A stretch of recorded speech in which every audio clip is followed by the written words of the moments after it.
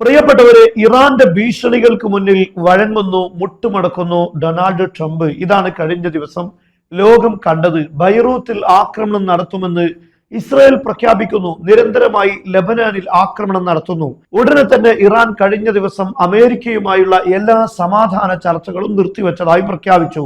ഇടനിലക്കാർ മുഖേന കൈമാറിയിരുന്ന എല്ലാ കൈമാറ്റങ്ങളും ഇറാൻ അവസാനിപ്പിക്കുകയും മാത്രമല്ല വടക്ക് ഭാഗത്തുള്ള ഇസ്രയേലിലെ എല്ലാ ആളുകളോടും ഉടനെ ഒഴിഞ്ഞു പോകാൻ പറയുന്നു. ഇനിയും ആക്രമണം ഇസ്രായേൽ തുടരുകയാണെങ്കിൽ 1 മണിക്കൂറിനുള്ളിൽ ഇസ്രായേലിനെ കത്തിച്ചു കളയുമെന്നായിരുന്നു ഇറാൻ പ്രഖ്യാപിച്ചത്. ഹോർമുസ് കടലിടുക്കിൽ മാത്രമല്ല, ബാബുൽ മന്ദബ് എന്നറിയപ്പെടുന്ന മന്ദബ് സ്ട്രൈറ്റിലും ആക്രമണം തുടരാൻ പോകുന്നു, അവിടെയും ക്ലോസ് ചെയ്യാൻ പോകുന്നു എന്നാണ് ഇറാൻ പ്രഖ്യാപിച്ചത്. അതായത് ഇസ്രായേലിന് നേരെ ശക്തമായ ആക്രമണം നടത്തുന്നു, ഹോർമുസ് കടലിടുക്ക് അടച്ചിടുന്നു, അതുപോലെ തന്നെ മന്ദബ് സ്ട്രൈറ്റും കടലിടുക്കും അടക്കാൻ പോകുന്നു എന്ന പ്രഖ്യാപനം ഇറാൻ നടത്തുന്നു. അല്ല എങ്കിൽ ഉടനെ തന്നെ ഇസ്രായേൽ ലെബനാനിലുള്ള സകല സൈനിക നടപടികളും നിർത്തിവെക്കണമെന്നായിരുന്നു ഇറാന്റെ ആവശ്യം.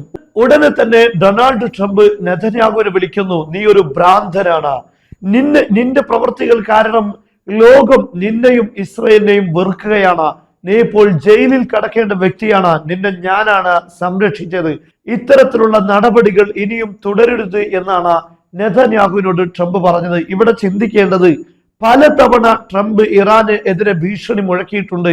24 മണിക്കൂർ, 48 മണിക്കൂർ, 5 ദിവസം, 10 ദിവസം, ഇങ്ങനെ നിരന്തരമായി ഇറാന് മുന്നിൽ ഭീഷണി ഡൊണാൾഡ് ട്രംപ് നടത്തിയിട്ടുണ്ട്. പക്ഷെ ഞാൻ ചോദിക്കുന്നത്, ഏതെങ്കിലും ഒരു ഭീഷണിക്ക് ഇറാൻ വഴങ്ങിയിട്ടുണ്ടോ? ആ ഭീഷണിയുടെ സമയം കഴിഞ്ഞു കിടക്കുന്നു. ട്രംപ് സമയം പിന്നെയും ഭീഷണിയുടെ കാലാവധി നീട്ടുന്നു. അതങ്ങനെ ലോകം മറന്നു പോകുന്നു. ഇതല്ലാതെ എന്തെങ്കിലും സംഭവിച്ചിട്ടുണ്ടോ? അതേ സമയത്ത് 2 തവണ ഇറാൻ ഭീഷണി മുഴക്കിയിട്ടുണ്ട്. ഒന്നാമത്തേത് ആദ്യ വെടിനിർത്തലുണ്ടായി. ആ വെടിനിർത്തലിൽ ലെബനാനും ഉൾപ്പെടുമെന്നാണ് ഇറാൻ പറഞ്ഞത്. അതേ സമയത്ത് അമേരിക്ക അത് നിഷേധിക്കുന്നു.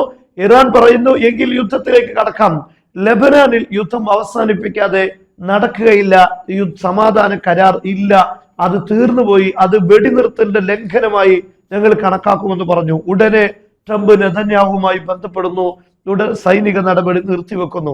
ഇത് 2ാമത്തെ ഘട്ടമായിരുന്നു. ഈ വെടിനിർത്തൽ ലെബനാനുമായി തുടർന്നാൽ ലെബനാനിൽ കൂടുതൽ ആയുധങ്ങളെത്തും, അത് കൂടുതൽ ശക്തിയായി ഇസ്രായേലിനെ ആക്രമിക്കാനുള്ള സാഹചര്യം ഉണ്ടാകുമെന്ന് ഇസ്രായേൽ മനസ്സിലാക്കുന്നു. അതുകൊണ്ട് ലെബനാനിൽ വീണ്ടും സൈനിക നടപടി നടത്തുകയാണ്.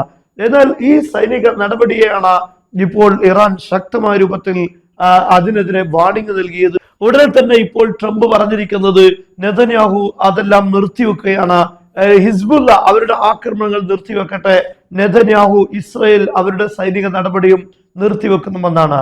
നമുക്കറിയാം, FPV ഡ്രോണുകൾ ഉപയോഗിച്ച് ഹിസ്ബുള്ള ശക്തമായ ആക്രമണം ഇസ്രായേലിന്റെ സൈനികർക്ക് നേരെ നടത്തിയിരുന്നു. എന്നാൽ ഈ ആക്രമണങ്ങളോട് പ്രതിരോധിക്കാൻ ഇസ്രായേലിന്റെ സൈനിക നേതൃത്വത്തിന് സാധിച്ചില്ല. അവരുടെ സൈനിക നേതാവ് 2 ദിവസം മുമ്പ് പറഞ്ഞത് ഇങ്ങനെയായിരുന്നു, ഒരു FPV ഡ്രോൺ ആക്രമണത്തിന് പകരം ബൈറൂത്തിലെ ഒരു കെട്ടിടം തകർക്കുക എന്നതായിരുന്നു. എന്നാൽ ഈ പ്ലാനാണ് ഇസ്രായേൽ ഇപ്പോൾ പ്രഖ്യാപിച്ചത്. ബൈറൂത്തിനെ ആക്രമിക്കാൻ പോകുന്നു. ഇതോടുകൂടെ ഇറാന്റെ ഭാഗത്തുള്ള ശക്തമായ ഭീഷണി വരുന്നു. സമാധാന ചർച്ചകൾ നിർത്തിവെക്കുന്നു. ഉടനെ ട്രംപിന് നെഞ്ചിടിപ്പുണ്ടായി.